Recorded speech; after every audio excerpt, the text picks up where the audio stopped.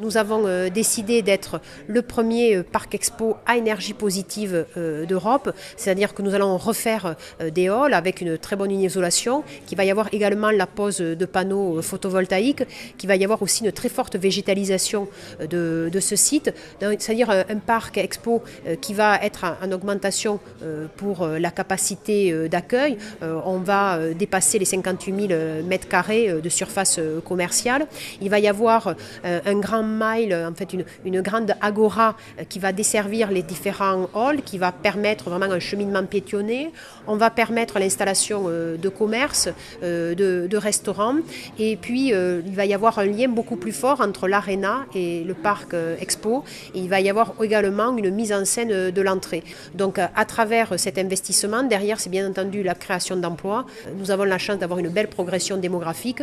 Il faut créer de l'emploi pour que le chômage puisse baisser.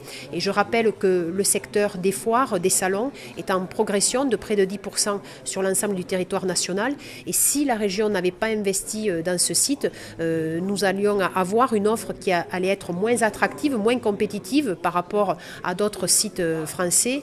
Donc avec cet investissement de 80 millions, on change d'échelle, on va avoir vraiment une approche très qualitative et on va en plus répondre à l'urgence climatique.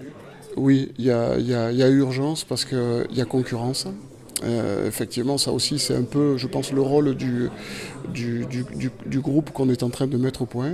C'est d'observer un peu ce qui se passe un peu partout. Et je peux vous dire que des projets d'Arena, ils sont publics, il y en a beaucoup, et qui sont pensés global ou globaux, enfin, je ne sais pas comment on peut dire, qui sont pensés de façon plus large. Si on va notamment en Allemagne aujourd'hui ou aux États-Unis, il y a effectivement l'Arena est vu comme un dispositif plus large que le simple espace sportif. L'exemple du parc OL dans un autre contexte en France rentre un peu dans ce modèle-là. Donc effectivement, il y a urgence d'arriver à quelque chose au moins à la hauteur du marché concurrentiel et voire d'être force de proposition et d'innovation.